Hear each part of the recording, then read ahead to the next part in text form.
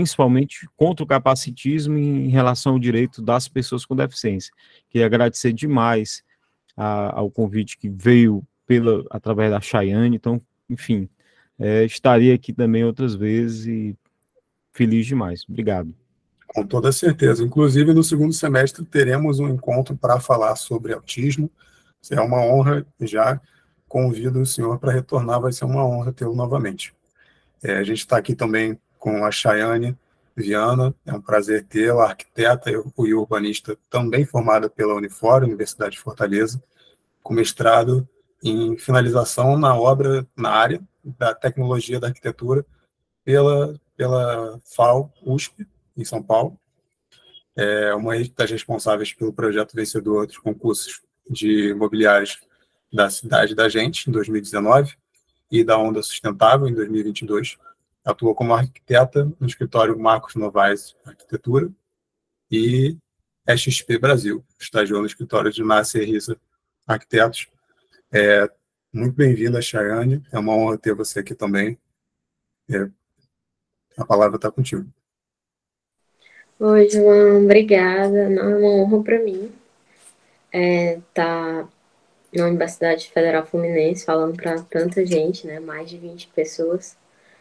E com o Emerson, que é uma pessoa que eu acompanho há muito tempo. Eu comentei com ele que eu conhecia de antes de eu entrar na faculdade, né? Ele foi responsável pelo Desencontro, dois eventos do Desencontro que reunia pessoas de mídias sociais. Então, na época eu era muito novinha e eu, poxa, que atitude interessante. E eu desde então segui ele e acompanhei, assim, a vida dele porque advogado e posteriormente sofreu um acidente, né, Emerson, que o deixou com deficiência.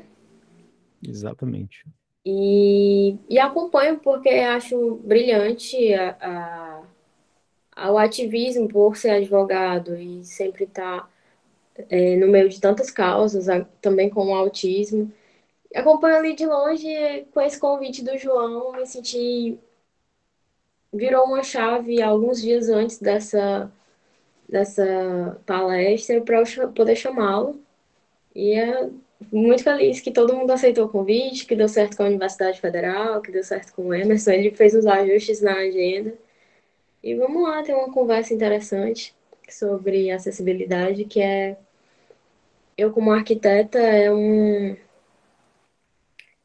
disciplina básica na ergonomia, você olhar e tornar os espaços, o ambiente acessível, não só para um cadeirante, como para qualquer pessoa, né? Enfim, vamos lá. Posso compartilhar, João? Com certeza, pode iniciar. Deixa o critério de vocês. Esse encontro, como é o nosso último do semestre, vai ser um encontro mais interativo do que os anteriores. Nos outros, a gente trabalhou o Estatuto da Pessoa com Deficiência, trouxe alguns outros enfoques, mas ainda muito no universo do direito. Hoje a gente vai ter esse debate mais aberto. Por favor, Chay.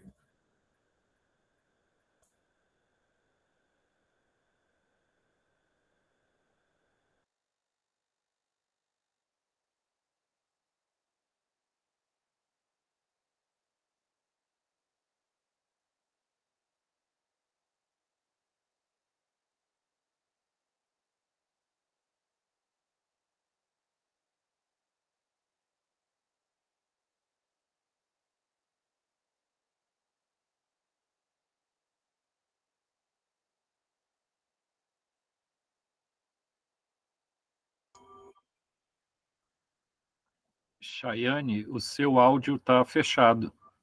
Opa, perdão. Acho que eu cliquei em alguma coisa aqui. Bom, atualmente, hoje, nós temos... Saiu uma notícia do IBGE, com base no censo de 2022, que atualmente nós temos 18,6 milhões de pessoas com algum tipo de deficiência, seja ela visual, auditiva, motor ou mental, equivalente a 8,9% da população. Aqui a gente traz esse dado, mas a gente também quer abordar pessoas com qualquer tipo de mobilidade reduzida, né? E deixar muito claro, tem até um gráfico aqui de ergonomia, que, como o Emerson estava falando numa conversa anterior, se nós tivermos sorte de chegar à idade, se nós tivermos sorte de sermos idosos, né? Nós vamos ter nossa capacidade reduzida também. E, eventualmente, em qualquer situação que seja, operar um pé, operar um joelho, isso pode fazer com que nós necessitamos estar numa cadeira de roda para nos recuperarmos e ter nossa mobilidade assim reduzida, né, Emerson? Perfeito. Até porque as pessoas acham que a luta pela inclusão, né, por acessibilidades, né, não é só uma, são várias, é uma luta intrínseca e exclusiva das pessoas com deficiência. Eu sempre gosto de falar que não, a gente tá lutando por uma sociedade que seja mais inclusiva e justa e ganha toda a sociedade com isso, né? Inclusive pessoas que nem hoje eventualmente estejam ou sejam pessoas com deficiência ou tenham mobilidade reduzida, mas pode acontecer em determinado momento ou no futuro, com se chegarem a uma idade mais avançada. Bom, quando o João veio falar comigo com esse tema da acessibilidade do ambiente universitário, me veio muito à cabeça uma notícia. Eu entrei na universidade em 2013.2 e na época estava ocorrendo, eu vi algumas postagens na época no Facebook dessa moça que tinha operado o joelho e sempre necessitava de ajuda para subir nas rampas da nossa universidade, que é onde o Emerson também estudou, né? Fez direito lá. E sempre tinha, era recorrente, toda semana, acredito que foi até o mês 8, em agosto, foi no semestre que eu entrei, e era muito recorrência essas publicações, porque ela pedia para que as aulas pudessem ser pelo menos no térreo, e a coordenação não mudou. Hoje eu acredito que já tem algumas coisas diferentes, mas. Vou até botar aqui. Mas isso é em decorrência de construções que foram realizadas antes da maioria das normas de acessibilidade, das leis. Mas estamos aqui para lembrar que o nosso direito de ir e vir é defendido com a Carta Magna, né, Emerson? Acho que você é do direito, pode até falar melhor do que eu. E que a construção dos blocos dessa universidade que nós estudamos, mas que isso ocorre não só nas universidades, não só na nossa, muitos projetos tombados sofrem com isso. Uma arquitetura mais antiga, neoclássica, moderna, ainda sofre com essas questões. E esses blocos da nossa universidade, cerca de 8 deles, temos 20, 8 deles foram construídos em 1972. Em 1985, teve a primeira NBR, que é uma norma que a gente usa, nós arquitetos usamos como base, e ela foi revisada em 1994. Pronto, a Alana comentou aí que depois foram instalados alguns elevadores nos blocos, e não só nesse da foto, como em outros, verdade, a Alana estudou comigo. E em 2005 essa norma foi sendo revisada, em 2015 a gente está com ela agora de 2020, né? Então sempre melhorando, é uma norma que ela não é lei, mas ela é muito usada nos códigos da cidade aqui em Fortaleza e tem poder de lei, né? Eu trabalho muito com normas que se outros códigos, uso muitas normas e estudo muito código da cidade de São Paulo, devido ao meu mestrado. Então, se vários outros códigos utilizassem e dessem o valor que as normas NBRs têm como lei, né, nossos projetos seriam muito melhores. E aqui em Fortaleza a gente tem um código da cidade que sempre está na descrição dele, é muito identificada a obediência às normas da NBR, né, que dizem como que nós devemos dar o básico e o mínimo para que nós podemos projetar esses novos edifícios e poder incluir a todos, né? Além da acessibilidade para portadores de deficiência física, foi realizado no ano de 2000. E tem outros estatutos também, o Emerson pode até falar um pouco melhor. E em 2023 nós temos essa notícia, que o Emerson vai comentar mais, sobre pessoas com deficiência ter um menor acesso à educação, ao trabalho e à renda, justamente por muitas dessas dificuldades e esses percalços. Pode falar, Alisson. Perfeito.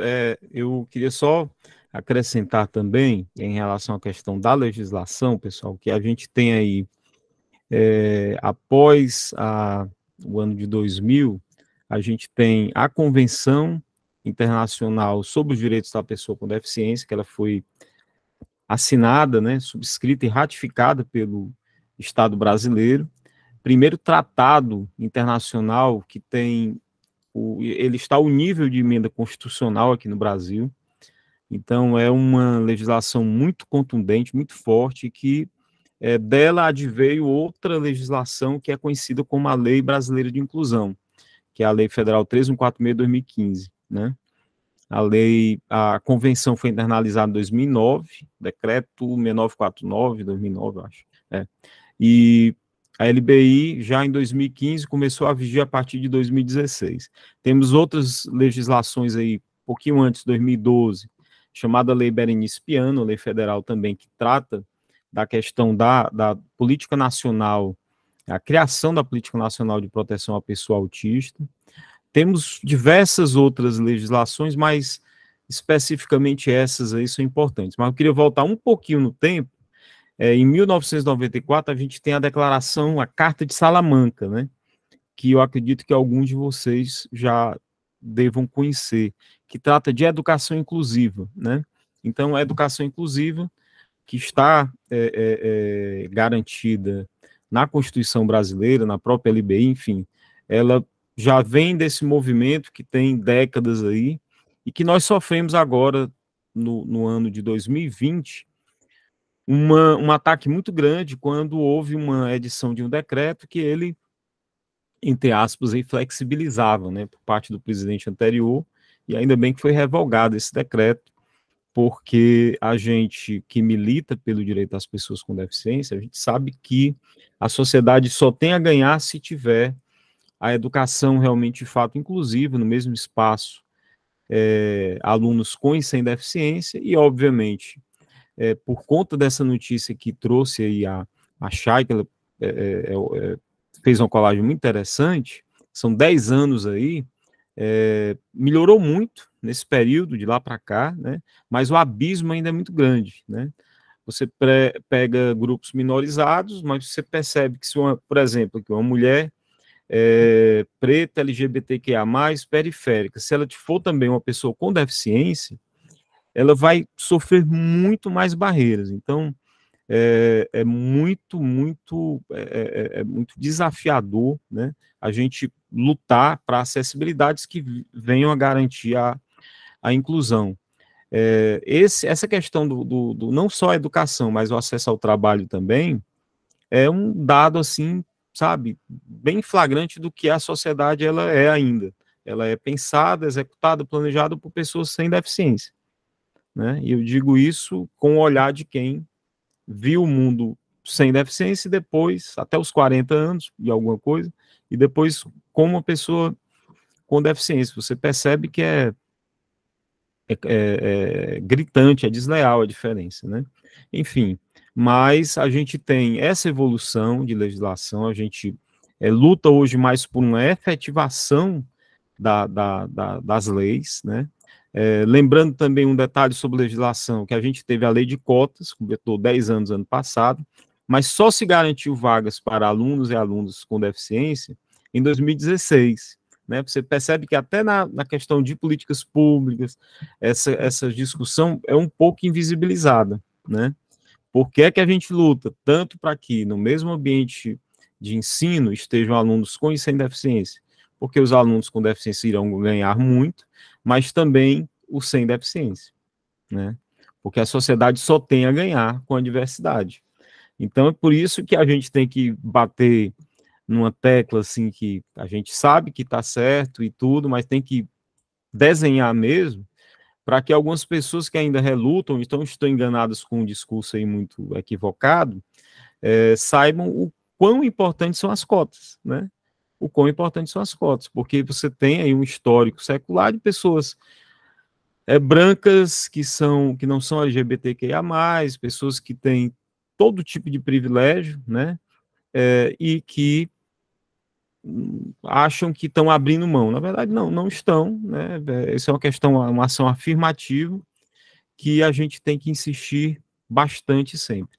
Chay, eu vou segurar um pouco, porque senão pisando a falar também. Mas eu acho que era isso, a questão desses dados da PNAD 2022, eles são, sabe, muito importantes. Não é ainda o censo, tá? Porque a gente ainda não teve os dados relativos ao censo mesmo, de pessoas com deficiência, liberados, mas a PNAD já dá um breve relato disso, e lembrando que eu estou aqui no Nordeste agora, né? Acho que Chay também está aqui em Fortaleza. Enquanto a média nacional, por essa pesquisa aí, é 8,9, aqui no Nordeste é a região com maior número de pessoas com deficiência, acima de 10%, né? Então, enfim, as questões são bem desafiadoras mesmo.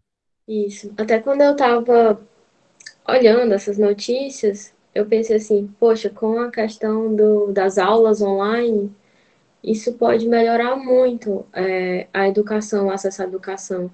Mas se a gente for só pensar nisso também, a gente vai cada vez, de certa forma, excluir um pouco, né? Eu às vezes tenho aula online e me sinto isolada. Então, imagina uma pessoa que já é cadeirante. Eu acho que a gente tem que militar mesmo. Eu acho que você faz isso muito bem, Emerson. A sua trajetória te vejo em muitas reuniões, de estar indo na ONU e estar brigando, mas você é um militante, né? E a gente tem que brigar por esses espaços, seja eu com o meu cliente, minimamente pedindo, impondo, dizendo a lei, a gente tem que fazer, tem que ser acessível, seja você numa conversa mais formal, global, local, enfim. O online, o digital, o telefone, o celular vem muito para ajudar, a tecnologia vem muito para ajudar, mas a gente tem que viver nossa cidade mesmo e lutar para que ela seja muito mais acessível para a gente, né? Com certeza. Vou até aproveitar, Chay, fazer uma contribuição aqui, que eu estou de mediador, mas está nesse debate. É muito difícil não falar nada, porque é um ambiente de ideias que é muito bom estar nesse nível de debate. O Dr. Emerson comentou também sobre a questão do trabalho. Infelizmente, a gente tem uma coisa muito cultural no Brasil de se fazer a inclusão como uma obrigação para o cumprimento de leis. Por exemplo, a cota mínima para um funcionário PCD. A efetivação no Brasil não tem sido uma coisa de efetivação do acesso às pessoas com deficiência. Ela não vem num sentido de altruísmo, ou de que a gente tem uma legislação, a gente tem um arcabouço legal que ele era internacional, foi internalizado. A gente tem um arcabouço que é muito bonito, mas ele não é efetivo. E quando é feito a contragosto e no mínimo possível. Então, é uma questão de mudança de cultura também, da inclusão dessas pessoas, perceber que a inclusão ela faz parte de identificar a necessidade do outro e torná-la possível. Perfeito. Eu queria falar rapidinho, não é o tema empregabilidade, mas eu tive recentemente agora numa reunião no Ministério Público do Trabalho com algumas entidades lá, instituições, né? E eu estava fazendo uma fala, porque eu eventualmente também dou algumas palestras assim e apresentações para empresas também, tudo, e eu faço chegar exatamente isso. Por quê? Porque a questão do cumprimento da lei de cotas, que é uma lei completamente ultrapassada, né? Eu falei isso nessa semana ainda. Ela só garante a base da pirâmide para pessoas com deficiência. Isso já é cruel pra caramba, porque a pessoa pode ter um diploma, pode ter uma pós-graduação, mestrado, doutorado, o que for, e ela se vai procurar, não, aqui a vaga é essa base aqui, um salário mínimo e tudo. A sociedade brasileira, ela é estruturalmente capacitista, o capacitismo é a discriminação, preconceito contra pessoas com deficiência, né? E acaba que ela empurra a pessoa com deficiência para dentro de casa. Porque se você não é visto, a exposição das barreiras absurdas que ainda existem culpas da própria sociedade também não são muito cobradas. Então, você recebe um chamado benefício chamado BPC-Loase e fica em casa, abre mão de ganhar um salário mínimo que é um pouquinho superior, mas também você não vai, entre aspas, dar trabalho. Essa lógica cruel ainda existe, né? Ela ainda vigora e passa muito por não se aprimorar a lei de cotas. Porque se a lei de cotas fosse aprimorada, garantindo também nos cargos de gerência, de chefia, um mínimo ali de cargos, né, um percentual para pessoas com deficiência, a sociedade ia perceber que tem que eliminar as barreiras para o acesso à educação, porque senão você não vai ter efetivamente aquele cargo com aquela qualificação que você desejaria. Por quê? Porque a pessoa acabou sendo proibida até de acessar o ensino superior, enfim, esse tipo de coisa, né?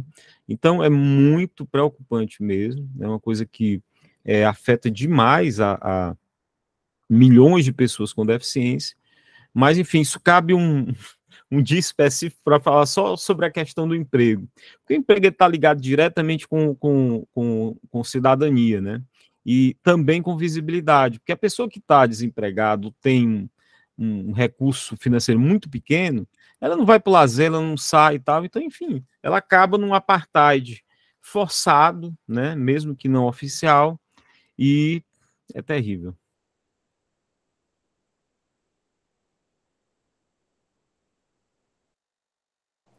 Bom, como o Emerson falou, a gente sabe que o percurso que uma pessoa com deficiência, quando ela sai de casa, se propõe a fazer, é com muitos obstáculos, né?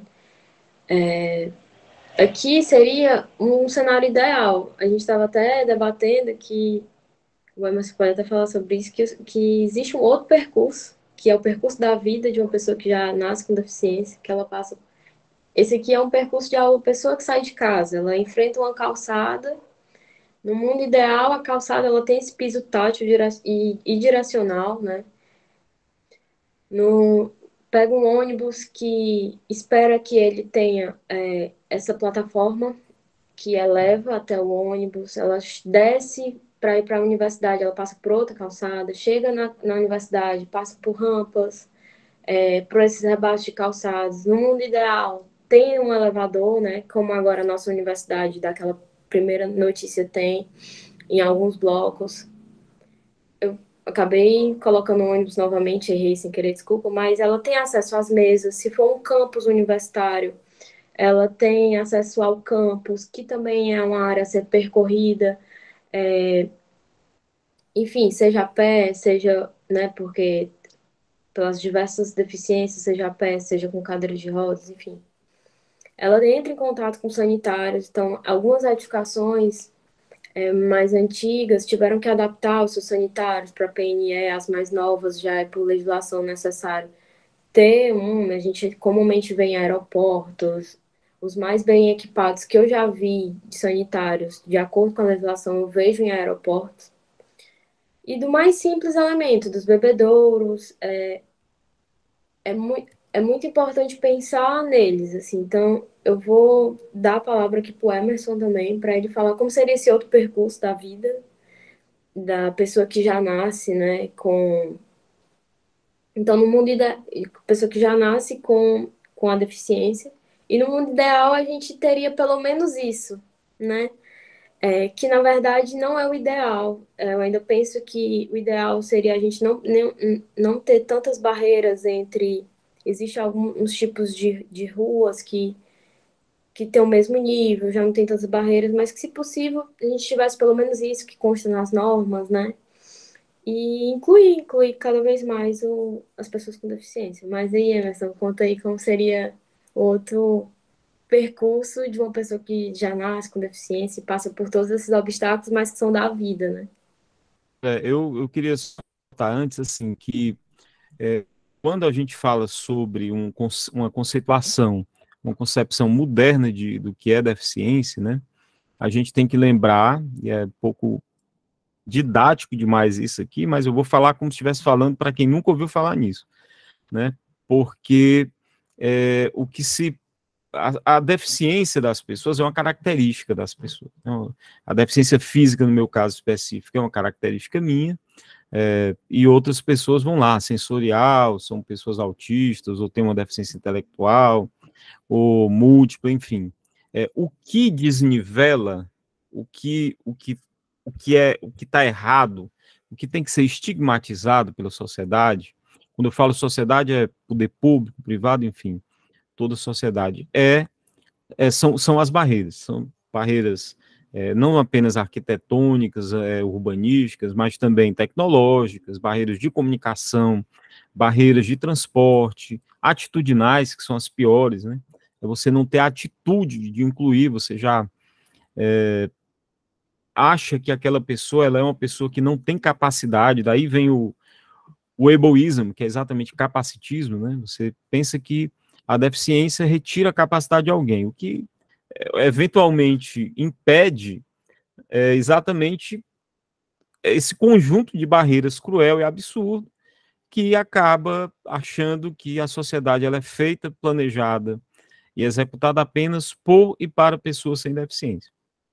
Então, estava até conversando com a Chay antes, dizendo o seguinte, que se nós colocarmos esse percurso aqui, como ele é na realidade, né, não apenas você sair de casa, tudo, você tem que colocar aqui acesso à saúde, porque para ter acesso à saúde, você tem que efetivamente ter o direito constitucional de ir e vir. Então, se a pessoa ela está numa zona periférica, em que as calçadas, isso, infelizmente, é a grande maioria do nosso país, elas não promovem, não garantem acessibilidade, seja para cadeirantes ou para quem tem mobilidade reduzida, ou até sensorial, não tem piso tátil e tudo, elas não conseguem ir também a um posto de saúde, né? Se não conseguem ir a um posto de saúde, isso vai implicar também na questão do acesso, logo de cara, à educação básica, depois vamos lá, fundamental, ensino médio, né? E aí você imagina, eu estou já pós-graduando, né? Porque eu fiz todo esse trajeto sendo uma pessoa sem deficiência, né? Eu, entre aspas, na questão do gozo do privilégio de ser um homem branco, de ter uma condição financeira bem razoável, cheguei e tal, somente depois, embora eu sempre tenha sido uma pessoa, um ativista pelos direitos civis, somente depois eu acordei para perceber como a sociedade era capacitista, né? Eu tinha uma preocupação, uma empatia, mas não tinha conhecimento, não. Né? Então, nesses últimos 10 anos aí, eu aprendi muito, mas eu também evolui muito como pessoa, porque eu tive essa oportunidade de olhar o que é o mundo feito e planejado para quem não tem deficiência e depois para quem tem. A sociedade praticamente diz, olha, você não é mais bem-vindo, né? As mesmas barreiras que outros grupos minoritários conhecem também a vida toda. Né? Então, isso aqui é uma sacada muito legal da Chay, porque mostra aí uma parcela, mas se a gente fosse colocar na realidade tudo para tentar chegar numa faculdade, no ensino superior, olhe lá. Eu queria também só falar sobre terminologia, né? Até hoje a gente vê em banheiros, por exemplo, PNX, pessoa com necessidade especial, isso não existe mais, né? A gente fala pessoa com deficiência, a gente não fala deficiente, deficientes são as estruturas, não as pessoas. Então, por exemplo, uma cidade é deficiente, né? No nosso país é um país deficiente em relação à acessibilidade e tantas outras coisas. As pessoas não, né? A questão do portador de necessidade especial, ou então portador de deficiência, isso também já foi superado, porque, na verdade, a gente não está portando uma determinada coisa. Agora, desculpa ser didático de novo, se eu estiver sendo, viu, João e Chay, me digam, gritem aí. Mas, assim, outro erro que se incorre muito, pessoal, é falar que pessoas, por exemplo, o Emerson é um grande guerreiro, ele superou a deficiência e tudo, porque, na verdade, a deficiência não é algo a ser superado, as barreiras, sim, entendeu? Essa estigmatização da deficiência é capacitismo. Da mesma forma que aquele olhar assistencialista de, olha, pobres coitadinhos ou coitadinhas, com deficiência, meu Deus, será que isso foi um castigo, etc. Cara, isso é, nossa senhora, é terrível. Pessoas com deficiência só querem, na prática, que as barreiras sejam eliminadas para que a gente faça o nosso papel, né? E a gente é muito carente de representatividade ainda. Por isso que eu, sempre que for convidado e tiver agenda, virei na academia, porque em outros espaços também, porque efetivamente a gente tem que estar presente e falar, né? Porque basta também da questão das nossas vidas ficarem sendo discutidas por pessoas sem deficiência o tempo todo, né? Por isso que essa questão do protagonismo é muito importante. E aqui a questão do que Chay está colocando é o que a gente vê, por exemplo, muito em locais que têm acessibilidade, né? A Convenção Internacional da ONU, ela trouxe um conceito que é muito importante, que vale para o emprego, vale também para o ambiente universitário, qualquer outro, que é o princípio da adaptação razoável. Você não vai fazer ali o desenho universal, mas você vai fazer uma adaptação razoável naquele momento em que se garanta a inclusão ali, e às vezes nem isso a gente consegue, né? Agora, só uma pergunta, João, aqui nós temos só alunas e alunos de arquitetura ou não? Temos mais?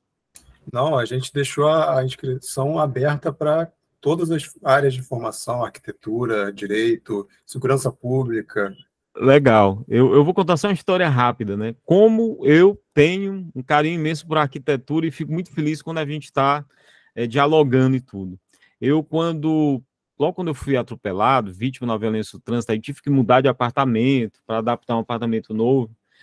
Um dos episódios que eu tinha pedido lá uma determinada pessoa, arquiteta, para poder analisar a questão do banheiro, veio... Legal, Isabela, legal.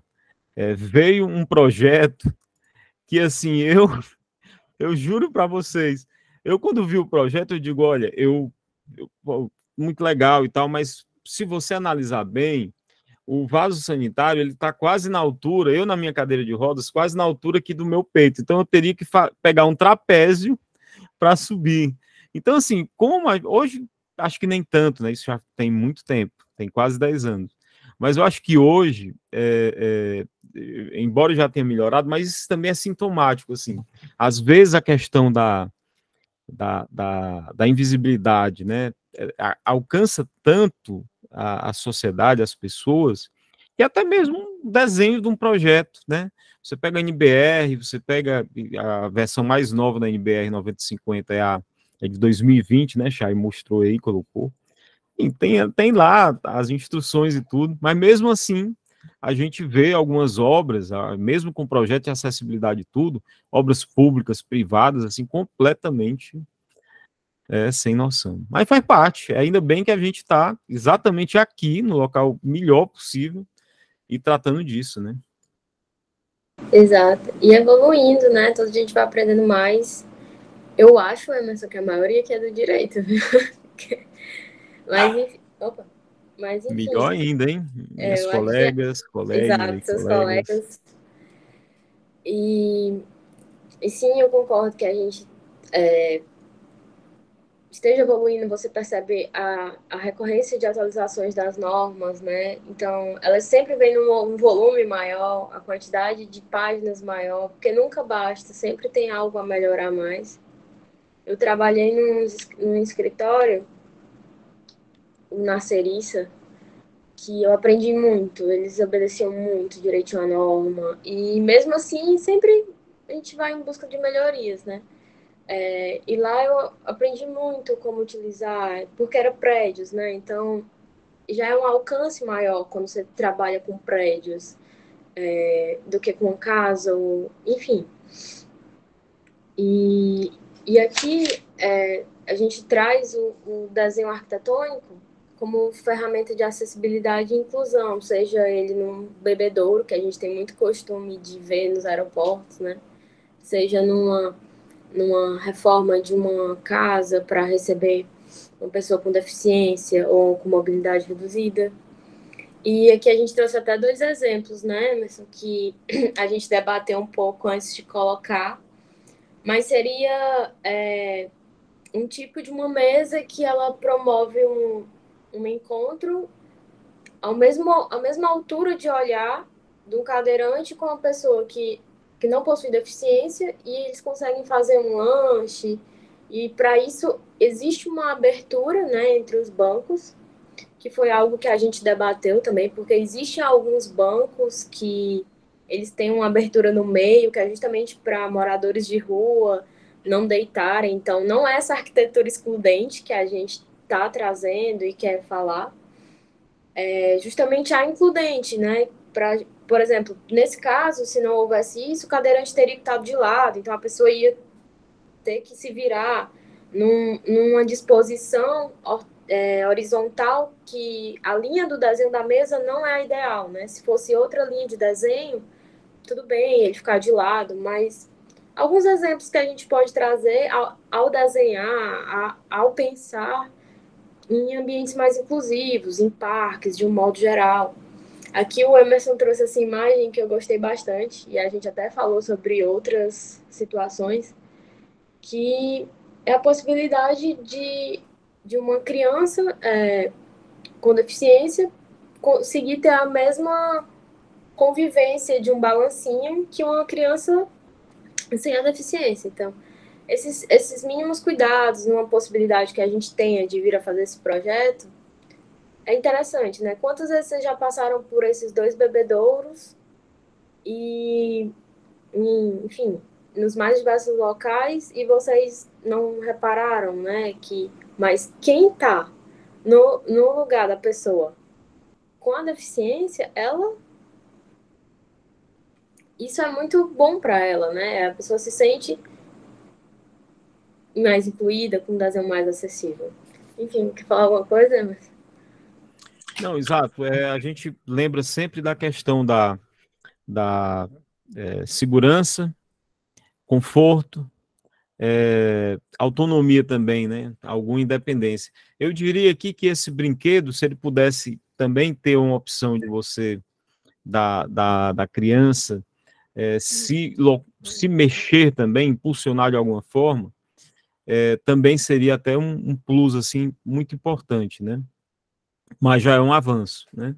A gente tem, assim, uma foto que a Chay falou, uma foto em que é um banco que ele é interrompido no meio, que em tese seria para uma cadeira de rodas chegar ali. Eu não sei se ali, na verdade, é um tipo de arquitetura hostil, né? Contra pessoas em situação de rua, que infelizmente a gente sabe que há também, né? Então, esse exemplo aqui desse casal achei bem mais bacana, porque tá ali uma pessoa, um banco completo e um banco que pode ter a opção de chegar à cadeira, né?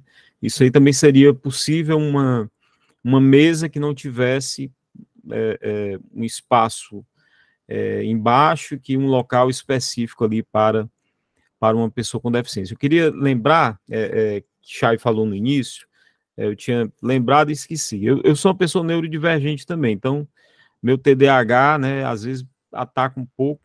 Eu lembro aqui, depois eu esqueço um pouquinho mais na frente, mas vamos lá. Falou da Unifor, né? A Unifor hoje, cara, tem um núcleo de acessibilidade, como diversas outras instituições de ensino superior. E isso é muito importante, uma evolução muito, muito legal. Eu mesmo já fiscalizei a Unifor, né? Na própria comissão fizemos lá uma visita / fiscalização com o Ministério Público para ver como é que estava, e eles têm um núcleo de acessibilidade que tem intérprete Libras, que tem, enfim, um cuidado muito grande. E, para não esquecer, queria dizer a vocês, quando a gente fala sobre acessibilidade e inclusão na questão de ensino, a gente tem que falar também em outras acessibilidades. Eu sei que a gente está com foco na arquitetônica aqui, mas acessibilidade, por exemplo, curricular, questão de adaptação de currículo. Tem um caso muito interessante para quem é do direito aí, que é aqui da Justiça Federal do Ceará, né? Um aluno autista que entrou com ação contra a Universidade Federal do Ceará, UFC, porque havia uma recusa para adaptação curricular para esse aluno. E aí ingressou e foi feito um acordo, né? Porque, obviamente, alguém que bateu os olhos aqui tinha conhecimento na hora e disse, não, vamos fazer um acordo, porque aqui o direito aqui claríssimo, límpido, e enfim, acabou que essa decisão foi uma das primeiras que a gente teve conhecimento, já tem um tempinho, e é no âmbito da Justiça Federal, que é importante. Então, a gente fala sobre inclusão no ensino superior, a gente vai falar também sobre a questão curricular, sobre a questão também de comunicação, né? Eventualmente, um aluno cego em relação a Braille, um aluno surdo em relação a Libras, né? A própria Lei Brasileira de Inclusão, ela determina que no ensino superior, a formação de intérpretes e tradutores em Libras, ela tem que ser, para graduação e pós, ela tem que ser feita de graduação também, pessoas que cursaram a universidade, enquanto que no ensino médio você pode ter uma formação abaixo, né? Há uma preocupação em relação ao ensino superior. Enfim, a gente tem que lembrar muito disso, porque na graduação, cara, a pessoa já percorreu todo aquele caminho e tudo, mas não quer dizer que a gente tem todas as instituições de ensino superior já adaptadas, não, né? Eu recentemente fui chamado para uma palestra e a acessibilidade arquitetônica, meu Deus, terrível, terrível. Enfim, e eu fiz os apontamentos lá, né? Mas nós evoluímos muito até agora. Chay, assim que tu acabar, eu vou pedir só uma licença para poder me autodescrever, pessoal. Eu não fiz no início, né? Foi uma falha minha, mas a autodescrição eu faço em qualquer live, qualquer evento que eu participe, porque até mesmo que vai ser gravada, né, João? E a gente pode ter alguém com deficiência visual aqui, então uma autodescrição rápida. Emerson, pode ficar à vontade de fazer agora, porque aí já pega quem está aqui, então pode ficar Pronto, à vontade. vou fazer logo, pessoal. Eu sou um homem branco, cis, de 51 anos, tá? Eu tenho uma pele clara, eu tô aqui, cabelo castanho, já tá um pouco mais grisalho do que eu queria. A barba e o bigode também, né? Eu tô de paletó, mas sem gravata, paletó azul com listras, na camisa preta. Estou no ambiente do meu quarto em casa. Atrás de mim tem uma placa da Rua Marielle Franco. Tem uma capa de um disco dos Beatles, que eu adoro, Abbey Road. Um quadro pequeno com as cores do orgulho, LGBTQIPN+. E tem um mascote do meu time aqui, Glorioso Ceará Sporting Clube, que infelizmente está na 2ª divisão, mas faz parte. Por enquanto, assim, o meu sinal em Libras é esse aqui, pessoal. A letra E na bochecha aqui. Vou ter que fazer minha autodescrição, então, também, né? Por favor. Eu sou Chayane, né? Chayane Viana, arquiteta, urbanista, aqui, reforçar para quem chegou agora. Eu sou hétero, cis, branca, né? E tô de blusa branca, off-white. Atrás de mim estou no meu quarto, atrás de mim parede cinza, né? Branco gelo. E a gente pode continuar tranquilamente. E Emerson, assim, como no início eu tinha sido convidada e depois eu te chamei, fica à vontade para reforçar tudo que você achar sobre inclusão, desde fala, enfim. Não só arquitetônica, a gente pode sempre estar falando, porque realmente o meu campo é mais esse, mas você tá, meu Deus, é uma honra para a gente te receber, né? Que eu já tô falando como se eu estivesse recebendo também, porque e fica à vontade para falar o que você quiser.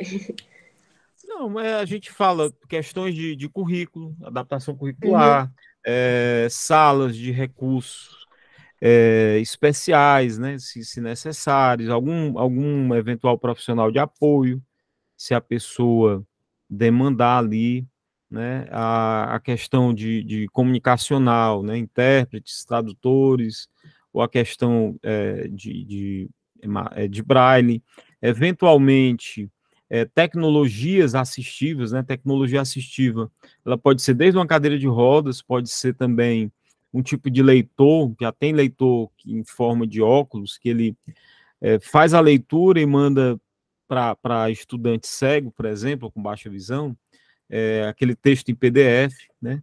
Esse tipo de tecnologia aí, tudo que vai fazer com que alunas e alunos com deficiência não tenham barreiras no ensino superior, né? E eu diria, principalmente, a questão atitudinal. Um detalhe aqui, pessoal, sobre comunicação, tá? Exatamente, Isabela, exatamente.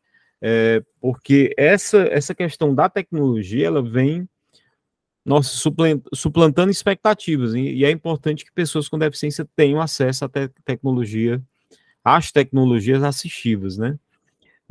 Eu ia falar aqui agora, nossa, eu só me perdi um pouco do que era que eu ia dizer, especificamente qual era o caso. Ah, sim, lembrei, linguagem simples. Nessa viagem agora para a ONU, foi a 16ª COSP, que é exatamente a Conferência dos Estados Partes, Estados membros da ONU, que ratificaram, que assinaram a convenção sobre, né, a efetivação, a harmonização das políticas públicas em torno de cada país, de cada estado ali, e há essa reunião anual e também com a participação de algumas entidades da sociedade civil. E uma das resoluções aprovadas recentemente, foi debatida agora este ano, foi a resolução 77, que teve a iniciativa do Brasil, que trata de Easy to Understand Communications, né? Traduzindo aí, linguagem simples. É um tipo de técnica que vai levar a linguagem sem juridiquês, ser muito rebuscada, para pessoas, né, com deficiência intelectual. Por que isso? Porque, obviamente, quando a gente pensa em comunicação, a gente está, às vezes, falando não, a gente vai colocar, vai florear e tudo, principalmente no direito, né? Isso tem demais. Mas, para algumas pessoas que têm uma deficiência intelectual ou algum tipo de barreira para a cognição e tudo, quanto mais simples, será melhor. Então, há essa aprovação. O Estado do Ceará foi pioneiro para determinar que a linguagem simples seja adotada também como nas comunicações oficiais, né? Como um adendo assim, das comunicações, e isso no ambiente acadêmico também é muito importante, né? Porque, obviamente, a gente espera e deseja que tenhamos mais alunas e alunos autistas, né? Não são todos autistas que têm deficiência intelectual, mas alguns sim, com trissomia 21, que é síndrome de Down, enfim, ou pessoas até mesmo com deficiência psicossocial. E isso é de suma importância que essas pessoas não tenham barreiras também na comunicação. Perfeito, Emerson. Vou aproveitar o gancho para juntar um pouco algumas observações das falas de vocês, ainda pensando, trazendo, na verdade, para o ambiente universitário, que é muito importante. A gente está com esse foco também arquitetônico, mas, como a Chay falou, é um ambiente que a gente tem que trabalhar a inclusão, não só física, como também a questão da educação. Eu chego até a temer soar repetitivo, porque em todos os encontros eu compartilho a minha visão do nosso programa de extensão, que se chama Cidadania Ativa.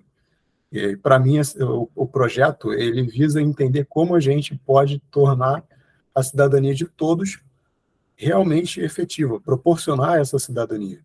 Porque, de fato, sem a efetivação dos direitos das pessoas com deficiência, não é uma cidadania plena. Então, o direito de ir e vir, o direito à educação, o direito à saúde, direito ao lazer também. E, ao final, inclusive, eu separei algumas imagens aqui do nosso polo de Macaé, que é uma construção muito antiga, um padrão. A construção foi iniciada em 2007, e o primeiro curso de Macaé no direito da UF foi em 2012, se eu não me engano, ou anterior a isso, acho que foi um pouco anterior. E as rampas, apesar de existirem rampas, não existem elevadores para as pessoas com deficiência. E a rampa não cumpre a NBR, por exemplo. É uma inclinação, um ângulo de inclinação que é inviável para uma pessoa com deficiência cadeirante sozinha conseguir subir. Então, tem essa perda de autonomia. é uma construção até que eu julgo um pouco né, cerceante, até para outras pessoas que não têm, não necessariamente cadeirantes, mas só esses adendos. Eu também trouxe imagens de Niterói, que apesar de ter são mais campos, né, são mais polos distribuídos na cidade, a gente tem um grande problema com acessibilidade. O principal polo de Niterói, que é o Graguatá, o acesso a ele, apesar de ter piso tátil, inclusive na imagem depois que eu vou demonstrar, a calçada está completamente quebrada. Então, o aluno cadeirante, por exemplo, ele não consegue chegar, precisa de apoio, perde autonomia, além de ser um campus completamente desproporcional. E são algumas observações que eu vou pincelando depois. Obrigada, Emerson. Obrigada, João, pelas contribuições. Aqui eu trouxe um exemplo, né, de como a tecnologia ela pode contribuir à automação para acessibilidade, né, em edifícios construídos. A gente vê que isso é muito mais presente fora do Brasil, e aqui eu vou tocar num ponto que o Emerson já tocou mesmo também, que é muito de um querer da sociedade, né? De a gente querer fazer, porque isso não é coisa de outro mundo, né? A gente tem automações muito maiores em equipamentos menores que estão nas nossas casas, e é muito do querer. E aqui eu trago, se você quiser falar depois, Emerson, posso até voltar no slide. Aqui eu trago atuação minha, uma atuação de 2 casas que eu reformei e que no projeto a gente coloca itens de normas obrigatórios como corrimão, como rampa, dentro da inclinação, João. E aqui é uma reforma que eu mudei, essa primeira casa, eu mudei praticamente tudo, toda essa frente, consegui fazer a rampa, mas sabe assim, pro final ficou o guarda-corpo, não vou fazer, acaba não fazendo, e não, assim, apesar de todo o nosso esforço de estar pressionando e pedindo, não é feito, sabe? É visto como desnecessário. E a gente não está aqui para isso, eu acho que a luta do que o Emerson faz como ativista é diária, a minha, ela é diária também no meu trabalho. E na segunda imagem tem uma outra casa que tinha no projeto tinha o rebaixo da calçada para ser feito, e aí, por mais que eu insistisse, não foi possível ser feito. Então, são críticas até a mim mesmo por não ter insistido mais, e um pouco do meu trabalho no mercado e uma crítica, né?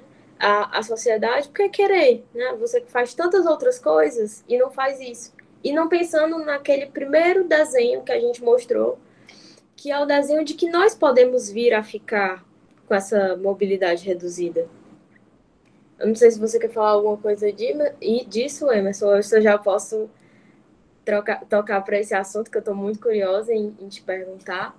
Podemos ir, mas é isso mesmo, você falou muito bem, é exatamente isso. Infelizmente a gente tenta, e ainda há, por conta do capacitismo, as pessoas também se recusam e ainda enxergam muito a questão da acessibilidade, né, das acessibilidades como custo. Eu queria só ponderar uma coisa que eu tinha, acabei esquecendo de falar, João. Pode falar. Quando eu estava falando sobre palestras em empresas e tudo, não é apenas a questão do cumprimento da lei. Eu tento mostrar a burrice, é um verdadeiro tiro no pé, que algumas grandes empresas, principalmente as maiores, que têm capital aberto, por exemplo, em não promover DEI, Diversity, Equity e Inclusão. Diversidade, equidade e inclusão, tá? SG, que não se preocupam com diversidade, que não se preocupam com a inclusão não só interna, como do próprio público consumidor, que não se preocupam com a governança social e ambiental, a responsabilidade social e ambiental que devem ter. Por que isso? Porque é um caminho sem volta. A gente sabe que já tem fundo sobre empresas na Bolsa de Nova York que trata de bilionário, acho que mais de trilhões de reais, que tem um alto índice desse tipo de envolvimento, de preocupação social. E, no futuro, o mercado cada vez mais encurtado pelas tecnologias e tudo, quem, por exemplo, aplica em bolsa, não vai querer aplicar numa empresa que não tem responsabilidade nenhuma, entendeu? Então, isso é até burrice. É até burrice você achar que, não, eu não vou investir, ter mais pessoas diversas, mais diversidade, eu não vou pregar, praticar inclusão, porque isso é só um negócio para mim. Mas até mesmo do ponto de vista egoístico, meramente financeiro, para as empresas não se preocupar com isso é de fato uma burrice muito grande. Então isso acontece, né? Infelizmente a gente está vendo as pessoas continuam insistindo no erro, mas pode ser que seja tarde quando elas acordarem para a obrigação de serem inclusivas de fato. A acessibilidade é o quê? É um meio para que haja inclusão, né? Então isso é essencial se falar. Verdade, Emerson. Agora aqui eu quero te convidar a falar como foi essa experiência, né? Você foi para a COSP e eu vi a reportagem no Fantástico, até te mandei uma outra mensagem que não tinha a ver com isso no momento. E eu me emocionei também, eu acho que muita gente se emocionou com você. E até anteriormente eu falei, antes de sair essa reportagem no Fantástico, alguma coisa assim, como eu adorei aquele teu vídeo, tu passeando por Nova York, né, na tua cadeira de rodas, comprando sanduíche, levando pra tua mulher, e meu Deus, eu adorei aquele vídeo. E logo depois saiu a reportagem do Fantástico, e como me fez bem ver, eu acredito que para quem você passeando por lá e se sentindo, porque nas redes sociais eu vejo que você dirige tudo, e como me fez bem ver você bem numa cidade sem tantos obstáculos, mas no vídeo você conta, né, que tem alguns obstáculos. Eu queria te falar como foi essa experiência, você pela segunda vez na COSP, e conta aí pra gente que agora é tudo seu aqui. Foi muito legal, né, pessoal? Eu só para fazer um breve resumo aí. Eu, até 42 anos, era pessoa sem deficiência, aí voltei a treinar, era triatleta, estava treinando para fazer mais um Ironman, fui atropelado, né, foi muito grave, aí, não morri, né, sobrevivi, tive uma lesão medular, me deixou paraplégico. E aí veio aquele choque de você perceber que, olha, esse mundo não é o mesmo mundo que eu vivia mais, né? Eu sou a mesma pessoa, o mundo é diferente. E depois descobri que não, o mundo sempre foi excessivamente e de forma estrutural capacitista. Isso me levou a ferramenta que eu tinha era o direito e um pouco de comunicação, que eu sempre gostei também. A Chay citou uns eventos que a gente fez aqui em Fortaleza, há mais de 10 anos, o Desencontro, né, evento de mídias sociais que reuniu, assim, tipo, a internet toda do Brasil veio para Fortaleza e tal. Eu sempre gostei muito de tecnologia, mas eu resolvi lutar com minhas armas, no caso específico, jurídicas, né? Eu digo, não, eu sou advogado e acabei entrando para a empresa, ou para a Comissão Estadual de Defesa da Pessoa com Deficiência. Depois entrei na Comissão Nacional, entrei no Conselho, hoje eu presido o Conselho Municipal de Defesa da Pessoa com Deficiência também. Depois da Comissão Nacional de Defesa da Pessoa com Deficiência, fui convidado para presidir uma comissão nacional, que é a Comissão Especial de Defesa da Pessoa Autista do Conselho Federal da OAB, e em 2019 foi a primeira vez para a ONU, né? Foi, assim, muito emocionante, eu falei na ONU, naquela época a gente vivia um tempo de muita turbulência política, faz pouquíssimo tempo, mas é como se fosse muito mais tempo do que agora, né? Eu fiz uma defesa de minorias sociais, quem me acompanhar em mídia social vai ver, no meu Twitter tem essa fala, né? Perdoem o inglês, mas eu estava muito nervoso, né? Meu inglês não é tão ruim daquele jeito que está ali, mas ficou péssimo. É até uma piada interna familiar, meus filhos tiram um sarro comigo e dizem, não, pai, tu não pode corrigir pronúncia de ninguém, não, com esse teu inglês é terrível. E agora, em 2023, fui de novo, né? Eu tenho ocupado todos os espaços que eu sou convidado, enfim, que eu posso falar. Recentemente falei no Congresso Nacional sobre a educação de pessoas autistas e saúde também. Falei no Mercosul, já em um evento, uma audiência pública no STF, justamente sobre educação inclusiva, aquele decreto 10.502, do ex-presidente Bolsonaro, que ainda bem que foi revogado. O Supremo já tinha feito a suspensão judicial dele, e voltei esse ano. Nesse evento específico, foi legal que encontrei a Flávia Sintra, que está aqui na foto. Eu vou contar só uma curiosidade para vocês aí. Quem olhar a Flávia, que ela está na minha frente, né, em cadeira de rodas também, ela é tetraplégica e utiliza cadeira motorizada, vai ver que tem acima dela aqui um pontinho vermelho, né? Não sei se vocês observam, que está na fonte. Essa praça é a George Washington Square, né? E tem muitos protestos e tudo. Essa pessoa que era uma senhora, é uma mulher, e a gente estava lá na entrevista e tal. Assim que acabou, a gente foi dar uma volta pela praça. Aí, na hora que a gente foi dar a volta, tá essa mulher que ela estava lá protestando e tirou a roupa. Aí eu peguei, e eu digo, cara, eu não acredito, tá tendo aqui um protesto, enfim. E ficou curioso, ela publicou a foto depois, né? Não da mulher já totalmente sem roupa, mas marcou isso. E a Flávia estava na ONU fazendo o teste com um exoesqueleto. Eu já conhecia ela de mídias sociais, ela também me conhecia, assim, só online mesmo. Aí eu estou saindo da ONU, e eu estava até chateado, porque a gente aguarda na ONU a questão de fazer a fala, né? Você vai falar e tudo, eu estava inscrito para falar desde o começo e tal, mas acabou que o tempo não dava, não deixava, porque demorou muito. Eu digo, ó, acho que esse ano eu não vou conseguir nem falar. Mas resumindo, saí chateado e dei de cara com ela. Eu falei, pô, Flávia, eu sou teu fã e tudo. E ela disse que estava fazendo uma matéria. E foi aí que ela disse, olha, eu vou ver se eu efetivamente te convido. E aí, dias depois, eu estava na Quinta Avenida, no McDonald's, comendo Quinta Avenida, mas assim, né? O pessoal leva como se fosse uma coisa cara. Eu estava tentando ter a refeição mais barata possível. Lá no fast food, ela me liga, eu corri para a praça. Agora, um detalhe: Nova York, pessoal, não estou querendo dizer que o Brasil é melhor, não, e é acessível, não. Mas não é uma cidade muito acessível. É terrível. Para eu chegar na praça, eu tive que descer 2 paradas depois, porque muitas estações de metrô não têm acessibilidade. E mesmo assim é uma cidade bem mais acessível, é um país bem mais acessível do que o nosso.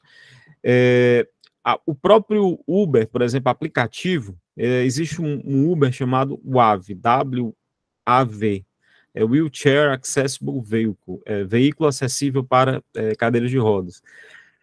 E aí você tem várias opções, vários à disposição, não é cobrado a mais, né? E a pessoa vai lá. Aqui no Brasil, a gente enfrenta um verdadeiro absurdo, que é motorista se negando, né, discriminando usuários e usuárias que utilizam cadeira de rodas, né? Eles simplesmente queimam, entre aspas, a corrida, cancelam e vão embora. E por isso que eu sempre recomendo, como presidente de comissão e como ativista mesmo, judicializem. Se isso acontecer com vocês ou com alguém, judicializem, porque só assim é que a gente vai melhorando. Aí, enfim, eu dei a entrevista, foi muito legal, porque eu estava falando sobre a dificuldade que tem, né? Não foi tudo ao ar, mas foi uma boa parte. Eu também mencionei outro tipo de tecnologia que não é do exoesqueleto, mas é um implante que existe, que tá evoluindo muito. Eu acho que é muito mais promissor até que exoesqueletos, né? Ou podem convergir as duas e tal. E a Flávia me pegou lá com uma pergunta assim sobre como é que você acha, como é que você se sente vendo a acessibilidade no Brasil aqui. Aí eu fiquei muito emocionado, sou um cara muito chorão, né? E aí até eu brinco com o pessoal, de cara, eu chorei mais no Fantástico do que falei. Mas enfim, foi muito bacana, né? Isso é mais um capítulo do que eu venho fazendo. Eu nunca imaginei que fosse falar na ONU um dia, nunca imaginei que fosse alguns organismos internacionais. Eu tinha uma carreira já consolidada como advogado, não era necessariamente ligada a direitos humanos, né? Mas aí a vida me chamou para isso. Então, é o que eu faço hoje, faço muito orgulho mesmo. Tem muita gente boa aí lutando, muita gente que está há décadas já na militância, tem gente nova que está chegando. Nesse mesmo evento que eu falei para o João aí sobre empregabilidade para vocês, eu ouvi uma fala de um jovem rapaz com paralisia cerebral. O cara, uma fala muito potente, assim, sabe, muito boa mesmo, de que eu estou cansado de ser, entre aspas, representado, eu quero protagonismo e tudo. E basicamente o que pessoas com deficiência queremos é isso, é que a gente possa ter nenhuma barreira, mas até lá, até quando a gente não tem barreira nenhuma, a gente tenha a redução gradual, né? E que o comando constitucional que está na convenção, que determina que quaisquer políticas públicas têm que ter necessariamente, obrigatoriamente, a participação das pessoas com deficiência através de suas representatividades, que elas sejam cumpridas. Por quê?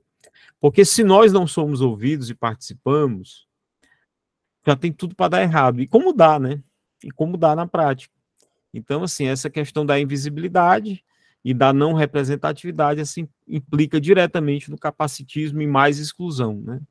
Mas tudo isso passa, repito, por a gente ter mais pessoas com deficiência ocupando espaço na sociedade. E a educação inclusiva, desde o início lá, é fundamental, porque se os nossos filhos, filhas, enfim, sobrinhos, enfim, as crianças do país, elas começarem desde o começo a conviver com o diverso, elas vão ter muito mais base humanística para respeitar as pessoas do que tem hoje, porque elas acabam ainda replicando um preconceito secular dos pais, né, que além de criminoso é burro, né, porque você, sei lá, quando você discrimina uma pessoa com deficiência, uma pessoa preta, uma mulher, isso não diz nada sobre a pessoa vítima daquele ataque, mas diz tudo sobre a pessoa criminosa que está ali sendo preconceituosa.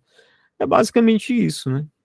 Acho que é por aí, Chay. Se você quiser que eu fale mais alguma outra coisa específica, será um prazer, mas assim, fazendo um breve resumo, assim, que Foi eu isso, né? lembro, seria isso. Gente, aqui o Emerson gostaria de. A gente vai dar umas indicações. Emerson, tu vai falar desse livro, se quiser. E eu vou dar só mais uma outra indicação depois.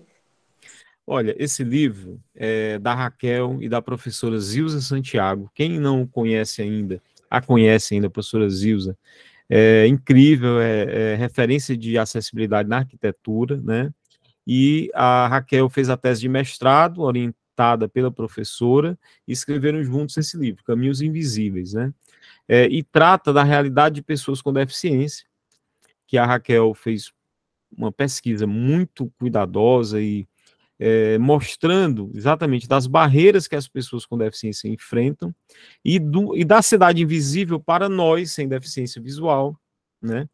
E aí eu me incluo também, porque, embora eu tenha uma leve noção de como seja, eu não tenho lugar de fala sobre isso, e sim pessoas com deficiência visual, baixa visão, enfim. E esse livro é muito legal, eu recomendo demais, e recomendo muito essa questão de vocês analisarem isso também nas suas áreas aí, seja direito, seja arquitetura, porque a gente simplesmente não enxerga, a gente não enxerga, né? E não me refiro aqui apenas a pessoas com deficiência, mas populações que são minorizadas, oprimidas historicamente. Então, a gente não enxerga barreiras que esses grupos enfrentam no dia, né? Então, é muito importante ter esse cuidado, essa visão, e esse livro é um bom exemplo disso aí. E aí foi no lançamento, eu escrevi o pós-fácil do livro, pós-faciei e, enfim, fiquei muito feliz.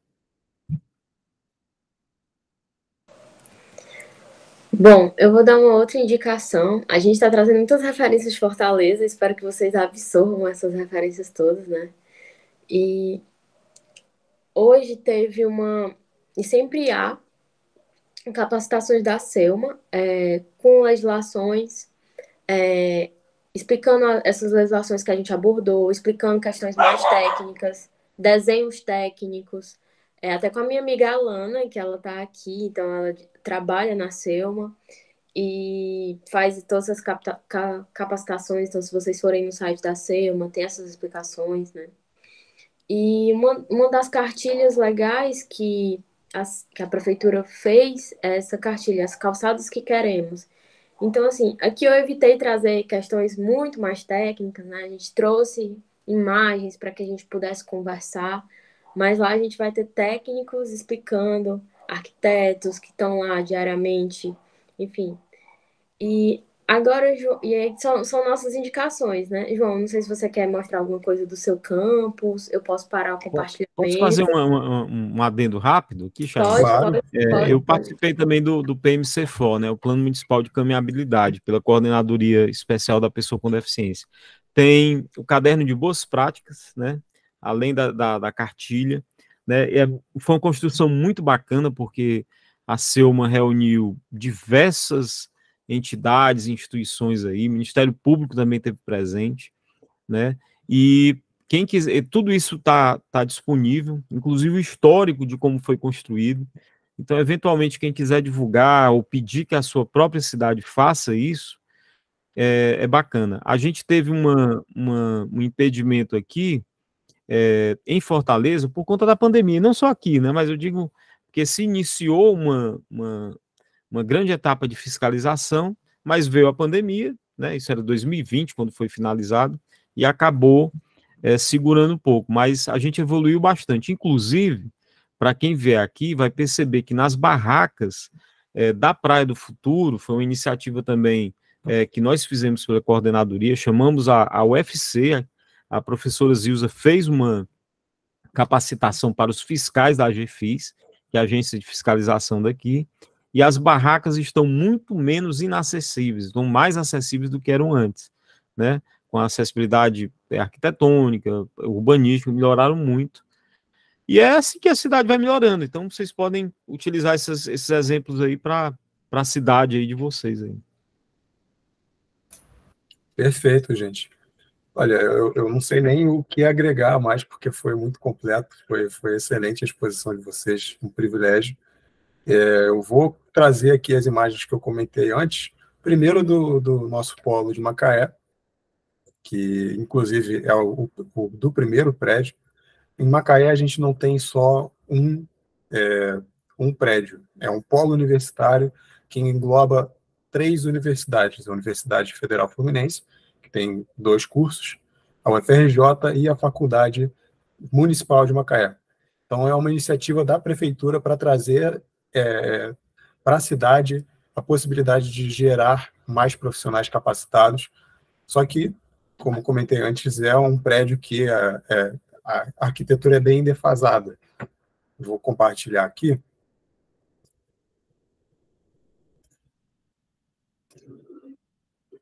Acho que agora entrou. Aqui a gente pode ver, por exemplo, a inclinação das rampas, apesar da existência delas, a inclinação para uma pessoa com deficiência sozinha, conseguir chegar até o último andar, por exemplo, é uma tarefa muito árdua. E isso não é um relato meu, por óbvio, mas de alunos cadeirantes que tiveram muita dificuldade no translado de acesso às últimas salas, e isso é replicado em todos os 4 prédios da universidade. Infelizmente, apesar de ter a possibilidade, o último prédio, que é só da UF, foi construído no ano passado, eles tiveram a oportunidade de melhorar e não foi colocado, por exemplo, um elevador aqui, que tem o formato perfeito para ser um fosso de elevador, que se tornaria muito mais acessível.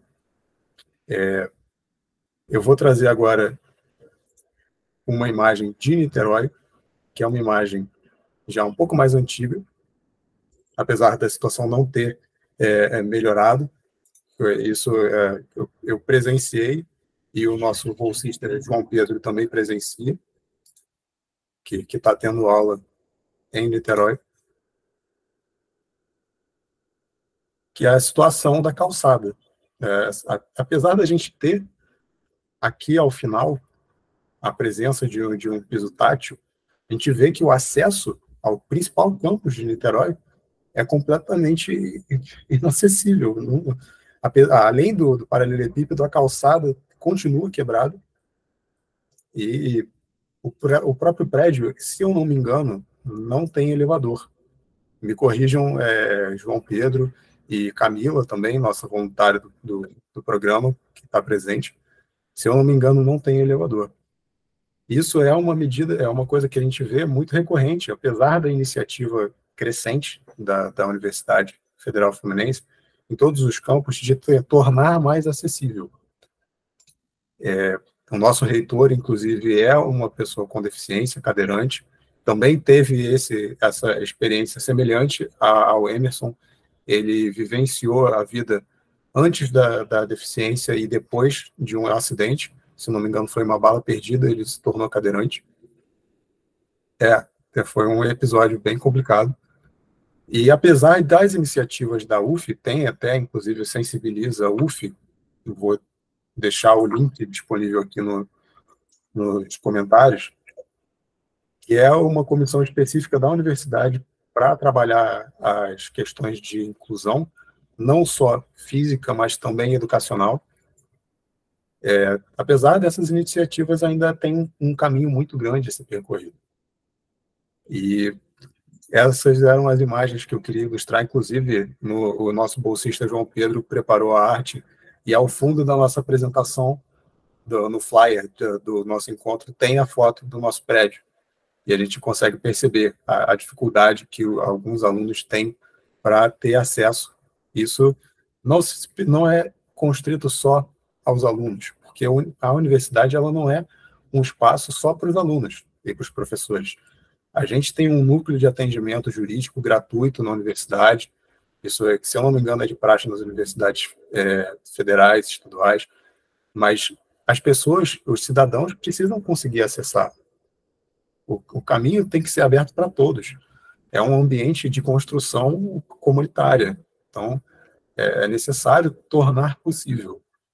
Eu queria aproveitar que eu estou com a fala e recepcionar o nosso querido Igor Pinho, que também é o coordenador oficial, doutor pelo PPG-SD, doutor em Sociologia e Direito pela UF, que chegou aqui e também fez algumas contribuições. Queria agradecer muito pela presença de vocês. Eu vi que a gente teve vários comentários aqui na chamada, e eu queria reforçar, quem quiser, quem se sentir confortável, pode abrir a câmera, abrir o microfone, vai ser um privilégio. Mas, por enquanto, quem se habilitar pode levantar a mão ou abrir direto o microfone. Mas eu vou ler aqui. Perfeito, Sérgio, por favor. Bom, boa noite a todos. Eu sou professor da UF e, às vezes, é muito engraçado, né, como a gente acaba tomando conhecimento de projetos que estão, digamos assim, no nosso quintal e a gente não tem conhecimento, né? Mas precisou a Chayane e o Emerson de Fortaleza, né, serem convidados para a gente estar podendo debater melhor, debater mais, né? Essa questão que eu acho que é fundamental, né? Eu estou envolvido nesse assunto desde o século passado, né? Final do século passado. Eu sou arquiteto e urbanista, formado na UF, sou professor da UF, mas a minha geração não trabalhava com essa questão da acessibilidade, né? Eu me formei exatamente no ano em que a Associação Brasileira de Normas Técnicas estava editando a primeira versão da NBR 9050, né? E na UF, né, como o tema dessa palestra, né, era a questão da acessibilidade e inclusão no ambiente universitário, depois eu queria ouvir um pouquinho mais do Emerson e da Chayane, porque teve um movimento, né, foi uma orientação do governo federal a criação dos núcleos de acessibilidade por volta de 2008, 2009, né? E assim como aconteceu na UF, acredito que tenha acontecido em outras universidades, né? O primeiro Núcleo de Acessibilidade e Inclusão, o NAIS Sensibiliza, era um núcleo acadêmico, né? Depois se tornou uma divisão na UF, depois uma secretaria, agora novamente uma divisão, e passou a fazer parte da estrutura administrativa da universidade, mas foi criado com um propósito bem objetivo de recepcionar, atender e apoiar a permanência do aluno com deficiência na universidade. Somente em 2019 é que foi criada a Comissão UF Acessível, né, da qual eu participo, que era uma comissão mais voltada para acompanhar, né, a implementação das políticas de acessibilidade, de inclusão na universidade. Emerson, Chayane falaram de questões muito pertinentes, né, da qualidade do espaço. Emerson avançou na questão do arcabouço legal, mas uma coisa que eu percebo, né, acompanhando esse assunto há alguns anos, é que, apesar disso não ser um tema novo, na prática ainda é um tema emergente, né? As próprias estruturas administrativas, aí eu posso falar, né, dos ambientes que eu participo, apesar de ter uma corrente que busca criar novos espaços, né, fazer cumprir a legislação, né, que, como bem colocou Emerson, não é um favor, não é uma caridade, é lei, né? O dia a dia ainda é muito difícil. E não é questão de falta de recurso, né? Tudo bem, os recursos a gente sabe que minguaram e torcemos aí para que a coisa melhore nas universidades. Mas é o próprio entendimento, né? Então é uma questão de educação, de divulgação, né? E de se fazer, né, trazer esse assunto para a pauta do dia a dia mesmo, né? Muitas vezes a gente vê banheiros fechados, banheiros, né, adaptados, banheiros acessíveis, servindo como depósito de material de limpeza. Por quê? Porque não tem nenhuma pessoa com deficiência. Ou se tem, eu vi, mas é só um, né? Sim, mas mesmo que não tenha, né? Eu achei interessante, né? A Chayane mostrou uma ilustração de uma escada que se transforma em plataforma, né? Mas eu acredito, assim, acompanhando o dia a dia de instituições públicas já há algumas décadas, eu acho que quanto mais simples for o desenho, e aí eu até reforço a fala do Emerson sobre linguagem simples, não é só a linguagem simples, né?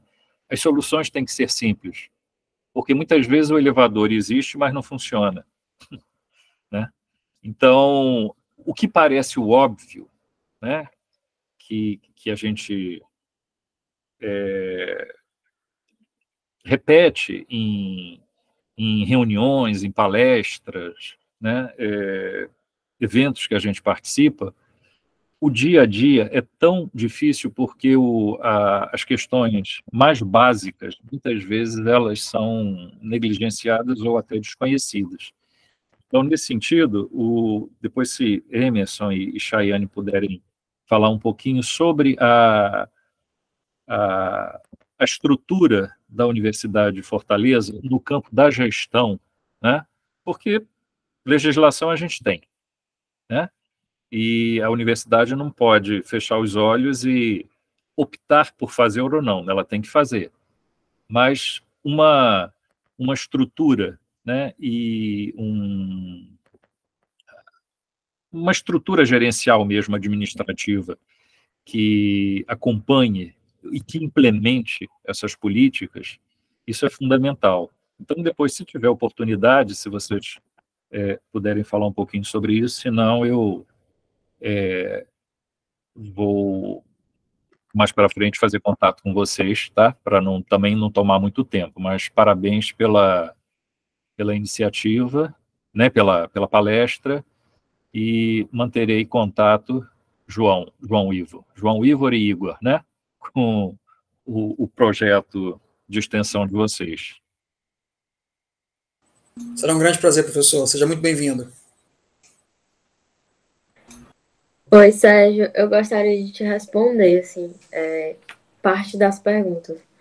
Eu parto muito dessa ideia também de que o desenho ele tem que ser o mais simples possível, principalmente se for um projeto do zero, ou se a gente conseguir isso num projeto de reforma.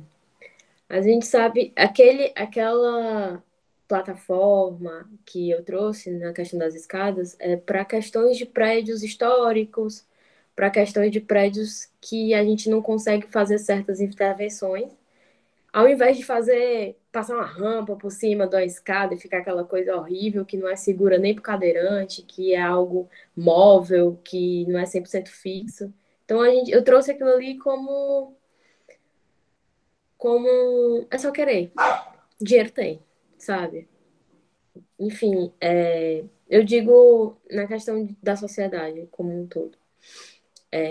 Público, enfim. Sobre a Universidade de Fortaleza, essa nossa universidade que a gente estudou, ela é particular, né?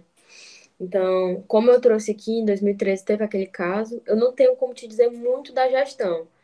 Em 2013 teve aquele caso, mas até como a Alana trouxe, a gente tem elevadores, então é uma universidade particular e que tem uma ouvidoria, né, que às vezes é eficiente, às vezes não é. Já faz algum tempo que eu saí da universidade, eu me formei em 2018. Então, pode ter que, depois que eu me formei, tenha havido outras melhorias, mas o que eu percebi é que houve uma escuta, né? Então, antes de eu sair, tinha esses elevadores. Não em todos os blocos, mas tinha. Talvez, não sei se o Emerson ainda tem muito contato com as pessoas de lá. Se a Alana tiver a fim de responder também, se ela souber, ó. Falar rapidamente, queria agradecer, professor, pela fala e também pela pergunta em si. A Unifor, eu até fiscalizei, né, como eu mencionei aqui mais cedo, e tem também um núcleo de acessibilidade lá, óbvio, e muito bom, por sinal, né? A gente não escuta, porque quaisquer denúncias acabam reverberando, chegando de alguma forma a algumas instituições que eu participo. Então, assim, confesso que não recebo a acessibilidade mesmo arquitetônica, a questão de comunicação lá funcionando muito bem, né, até a adaptação de currículo, ou seja, a Unifor ela está muito preocupada com a questão de acessibilidade, isso foi muito claro. Agora, já na Universidade Federal do Ceará, infelizmente, estou me referindo particularmente à Faculdade de Direito, né, houve uma série de denúncias de alunas e alunos por conta de questões básicas mesmo, de não ter como acessar o auditório, elevador quebrado há muito tempo, né? E isso, infelizmente, aconteceu, foi resolvido em parte, mas aí a gente vai lembrar também da questão da própria... em relação à questão de verbas mesmo que houve, né? De corte, tudo, mas agora eu acredito que isso não tem, entre aspas, mais desculpa, né? E sobre o que o professor falou, eu queria só um adendo aqui também no mesmo sentido, né? Ainda ao encontro que foi dito. A questão do não simples, a questão do rebuscado demais, ela, além de ser ilegal em alguns momentos em que não contempla acessibilidade, é burra e dispendiosa, porque você investe, quebra, refaz. Se isso já é burrice em obra privada, na pública é criminoso, sabe? E eu queria só pedir licença aqui para responder também a Isabela, que tinha mandado aqui os comentários mais cedo que eu não tinha lido, mas Isabela, é exatamente o que você colocou, sabe? Eu não falaria melhor. Essa questão mesmo de você não você querer pessoas com deficiência ou outras minorias só de forma assistencialista, né? E isso é muito ruim, né? E a questão mesmo de entender pessoas com deficiência como descartáveis em diversas situações ela, e aí eu peço licença para fazer uma manifestação muito, muito pessoal mesmo, e política, mas assim, isso tem muito a ver com necropolítica, cara, com a questão ultra neoliberal de que alguma parcela da população realmente se acha, esse pensamento acha que é descartável e que, entre aspas, dispendioso, tudo que eu tô falando aqui, obviamente, sem concordar, né? E aí, assim, em alguns momentos eu falo, né? Se você pegar aí um paralelo entre uma leitura marxista sobre infraestrutura, superestrutura e aparelhos ideológicos do Estado ali, do Althusser, você vai encontrar muito esse tipo de desenho na sociedade, que ele vai só replicar as relações de poder. Então, se eu acho que pessoas com deficiência são descartáveis, eu não vou investir nunca em acessibilidade e inclusão, né? Que a gente sabe que, por isso que essa luta, professor, é ferrenha, né? Como qualquer outra, mas é muito dura, porque a gente está aqui trabalhando, mas tem plano de saúde tentando rescindir unilateralmente contratos de pessoas idosas e com deficiência. Então a gente tem que estar em estado permanente. Embora o pesadelo não seja o mesmo hoje de 4 anos atrás, mas continua sendo um pesadelo, né? Enfim, mas faz parte. A gente está aí pronto para a luta, né? A nossa vida aí, estamos nisso aí.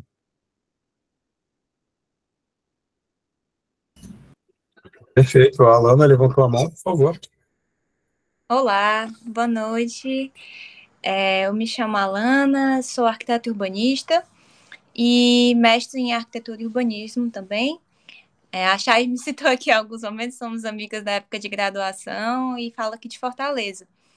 Eu gostaria de agradecer assim, pela oportunidade desse evento, né? A organização realmente é um tema muito urgente e eu celebro, assim, que, como a Chay falou, hoje em dia eu trabalho na Secretaria de Urbanismo e Meio Ambiente de Fortaleza e estou à frente de uma célula chamada Célula de Capacitação. E é uma célula que a gente basicamente ensina as pessoas sobre os processos de licenciamento, mas agora a gente está tendo a oportunidade de também fazer algumas capacitações educativas, não só em processual, de como emitir licenças, mas também sobre educação. E, assim, eu acredito muito que esse assunto da acessibilidade, ele precisa ganhar mais espaço dentro da universidade, que aí eu exalto o trabalho da professora Zilsa, que eu citei aqui no chat, né, que ela, assim, foi uma pioneira realmente em trazer esse tema na Universidade Federal do Ceará. Ela tem trabalhos e trabalhos no tema, recomendo a leitura de todos os trabalhos dela. Esse livro, né, que o Emerson citou, a Chayane também, ele é resultado de uma pesquisa de dissertação aqui da Raquel Morano, e que foi orientado pela Zilsa. Esse daqui também, do Plínio, também é um mestrado orientado pela professora Zilsa, enfim. Ela foi minha orientadora do mestrado também. E, assim, eu fico pensando que, então, assim, dentro da universidade ainda carece. E aí, quando a gente fala fora daqui, fora desses espaços, aí é que carece mesmo, né? Então, eu fico pensando, eu gostaria de provocar, assim, de que maneira a gente pode, cada vez mais, levar esse assunto para o cidadão, né, em geral, assim, porque, por exemplo, não sei como é aí, mas assim, aqui em Fortaleza, a legislação, né, ela orienta que as calçadas são de responsabilidade do proprietário do lote. Então, assim, aí também? Né? Então, assim, se é assim, a gente precisa levar isso para as pessoas, né? Assim, orientar o cidadão a como fazer essa calçada, né? Assim, a condicionante que está imposta atualmente. Então, orientar o profissional, o arquiteto, importante também. Mas, por exemplo, hoje na capacitação, a maioria eram estudantes de arquitetura que estavam presentes. Eu acho ótimo, porque a gente também precisa capacitá-los. Mas o próprio cidadão, como a gente pode também chegar, atravessar essa barreira do muro da universidade, eu gostaria de deixar essa provocação, assim, quais são as possíveis formas da gente fazer isso, sabe? Eu enxergo algumas possibilidades, mas é bem difícil, né? Como é que a gente vai garantir, por exemplo, um quarteirão? Um quarteirão. A gente vê, assim, calçadas de mais variados tipos, alturas, revestimentos. Então, é um super desafio, né? E eu acho que a gente tem que avançar nesse sentido, assim. Eu gostaria de deixar essa provocação, né? E de celebrar, assim, esse encontro aqui. Espero que ele gere frutos, né? E as nossas provocações contagiem positivamente outros profissionais. É isso. Obrigada, gente, pela oportunidade. Eu que agradeço, Alana. Muito obrigado pela fala. Gosto muito quando os participantes eles tomam a iniciativa e vêm falar também. Muito obrigado também ao professor Sérgio, contribuição excelente. O Igor, e na verdade vou ler antes a mensagem do Sérgio, que comentou que essa realmente é a grande questão para os profissionais do direito, né? A gente tem bastante aluno assistindo aqui, que para mim é uma satisfação enorme, sou egresso da faculdade, gosto de poder contribuir. E é a grande questão para a gente trabalhar as calçadas como atribuição dos proprietários dos lotes lindeiros, né? O Igor e o Emerson levantaram a mão. Quem quiser. Professor Igor, por favor, você levantou primeiro. Eu vou comentar depois do que o professor Sérgio disse aí, mas muito rápido depois. Sem problema algum. Primeiro, eu parabenizo o professor Emerson, a professora Chayane, os outros palestrantes, né? O professor Sérgio, que contribuiu muito. Eu vou ser bem objetivo e fazer uma pergunta aqui para os palestrantes, né? Com base no que o professor Emerson falou sobre o princípio da adaptação razoável, professor, já é possível a gente falar que existe um efetivo diálogo entre o direito e a arquitetura? Eu tive o prazer de estar em Fortaleza, eu andei na orla de Iracema, então, assim, esteticamente é muito bonito, como a própria parte histórica também do Fortaleza, né? Nós tivemos na UFC, assim, no Congresso da Brage, assim, um prédio histórico com toda a sua beleza, com toda a sua história, muito rico, mas que infelizmente não é acessível, né? Então fica essa pergunta mais como uma provocação. A orla linda que vocês têm, mas ela é inclusiva, os projetos pensados, os habites, né? Não sei se seria o termo técnico correto, eles estão sendo pensados em acessibilidade. E outra, já podemos falar que o direito dialoga com a arquitetura? Muito obrigado e parabéns pela participação de todos. Eu agradeço muito. Obrigado, professores. Professor, vou dizer que dialoga, mas está faltando. Como é que dizer muito aqui no Ceará, tem, mas está faltando. Essa questão aí, ela é uma pergunta muito boa. A gente tem alguns projetos por exemplo, os mais novos, os grandes projetos, eles têm acessibilidade, a Nova Beira-Mar, tem uns gaps lá, óbvio, né? Temos uma praia acessível aqui que já atendeu mais de 10 mil pessoas, na Praia de Iracema, mas é só uma praia, só um local. Isso, para mim, é a regra que comprova, é a exceção que comprova a regra, perdão, ou seja, só uma praia ainda, a gente tem mais de 7 anos, já deveríamos ter mais praias em Fortaleza, porque no Ceará nós temos outras, e acaba que a gente entra naquele dilema, né? Nós temos hoje, por exemplo, alvarás muito rápidos, a Alana sabe disso, que está na Selma, e isso é autodeclarado de que há acessibilidade, mas tem muitos locais que não têm essa acessibilidade. Não temos material humano para sair fiscalizando todo mundo. E já respondendo ao professor Sérgio, que essa pergunta também foi excelente, é perfeita essa colocação. E outra coisa, não se sustenta num país desigual como o Brasil, aqui na periferia do capitalismo, a gente falar que o dono do terreno, da gleba, do que for, vai ser responsável pela acessibilidade. Por quê?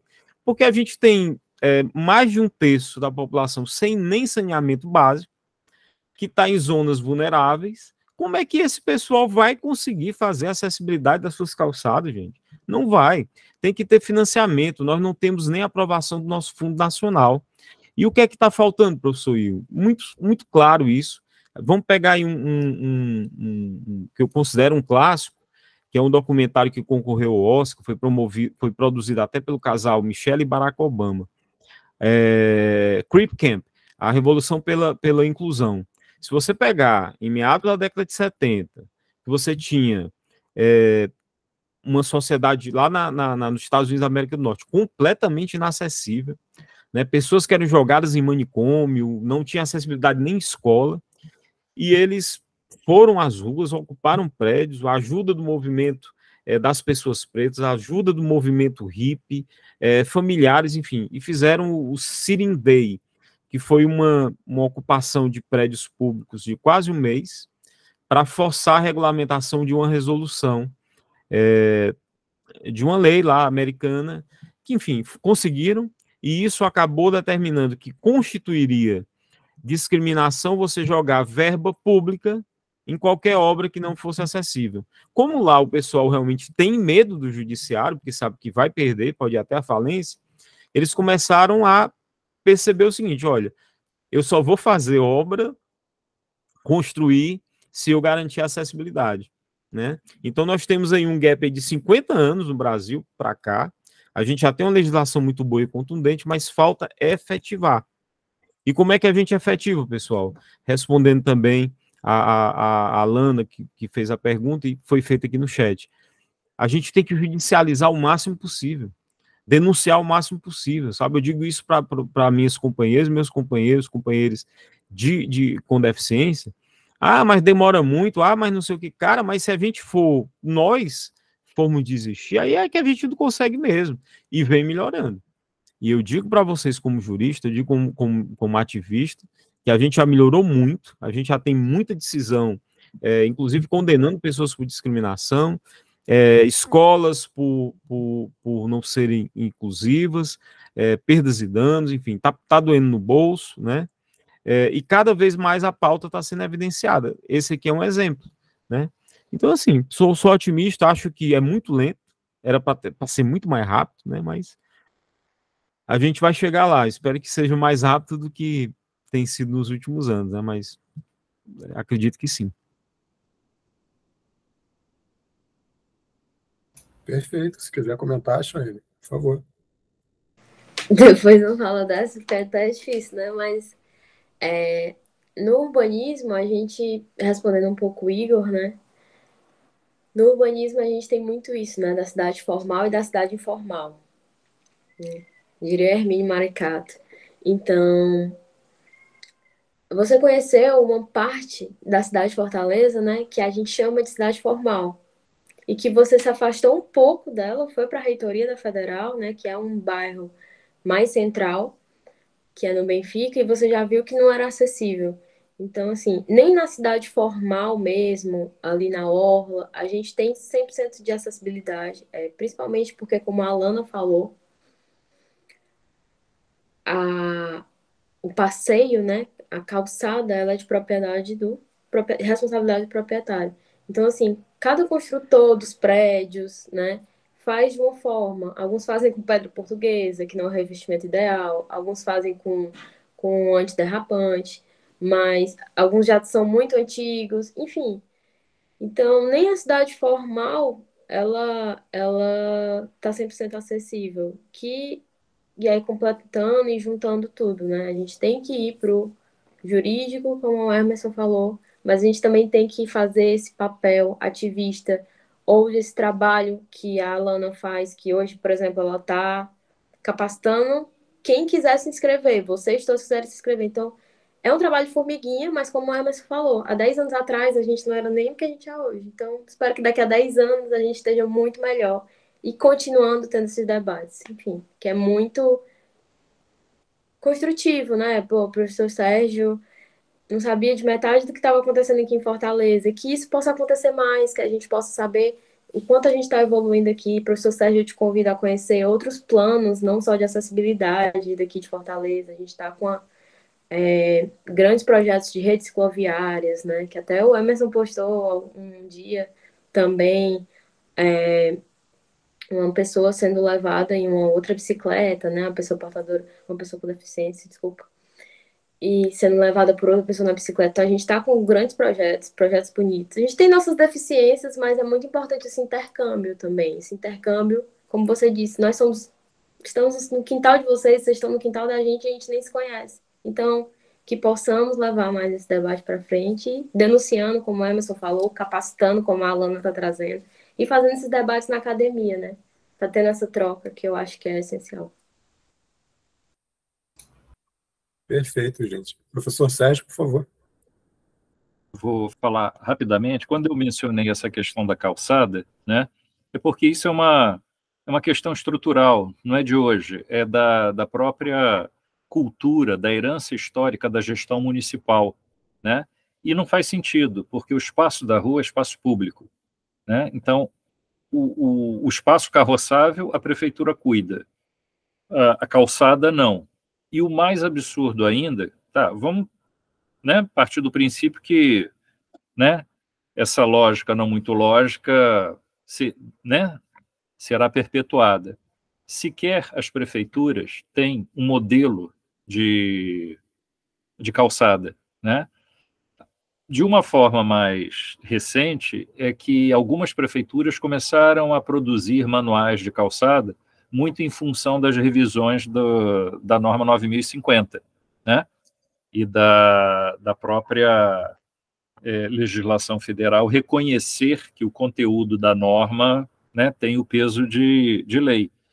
Mas a gente sabe que, na maior parte das vezes, a estrutura de fiscalização é muito deficiente também, deficitária, né?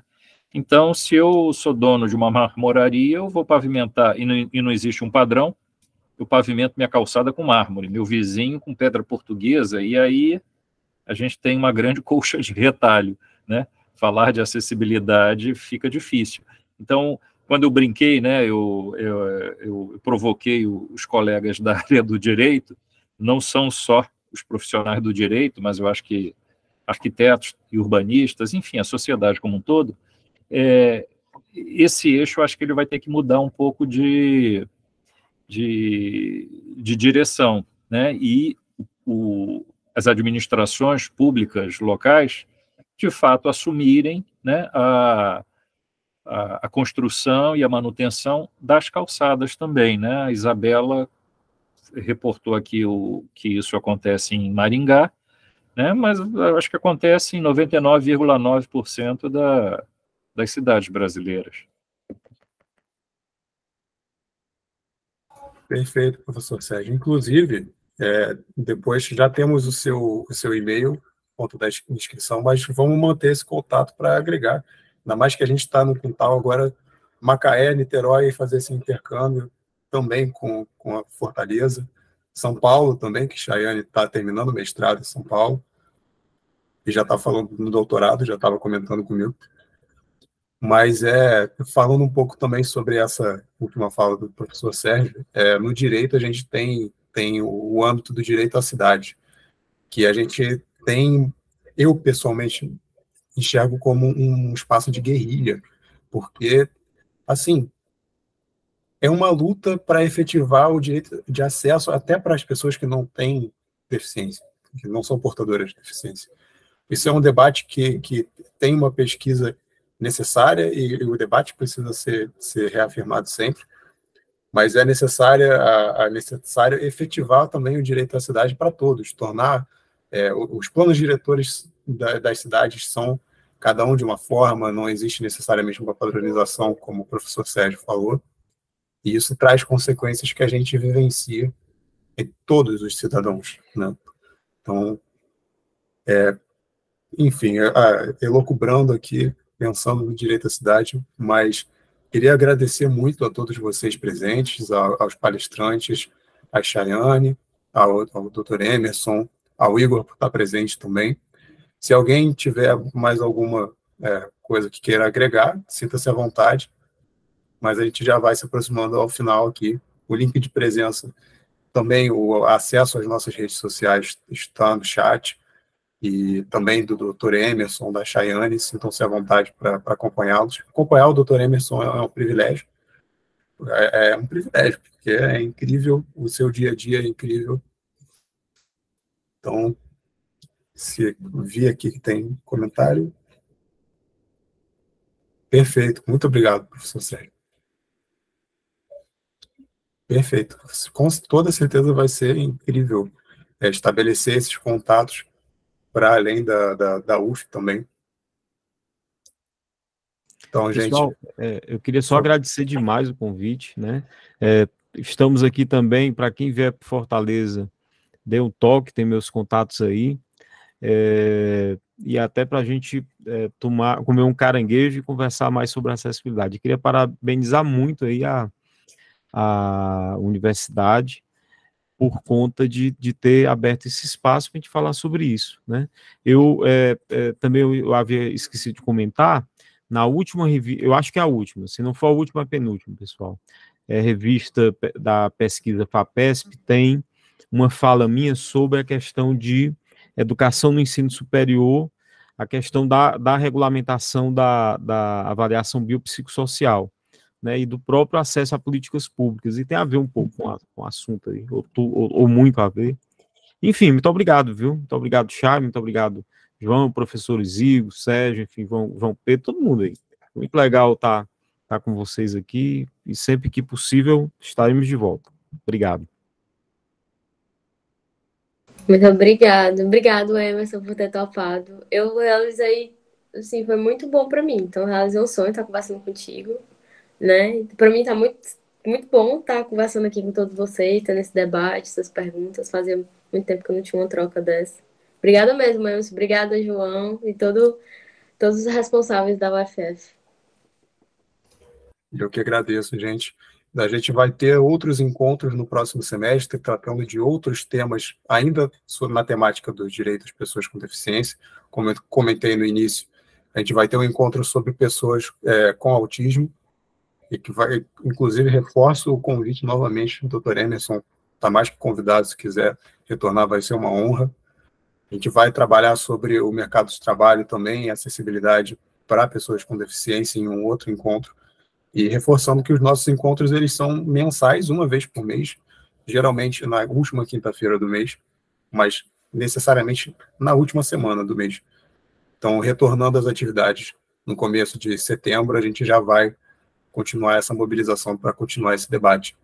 E, com toda certeza, tendo a oportunidade, vou entrar em contato com o professor Sérgio para a gente agregar ainda mais.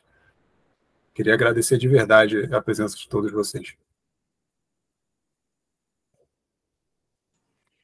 Até mais, pessoal. Boa noite aí. Obrigado. Boa noite, gente. Tchau, tchau.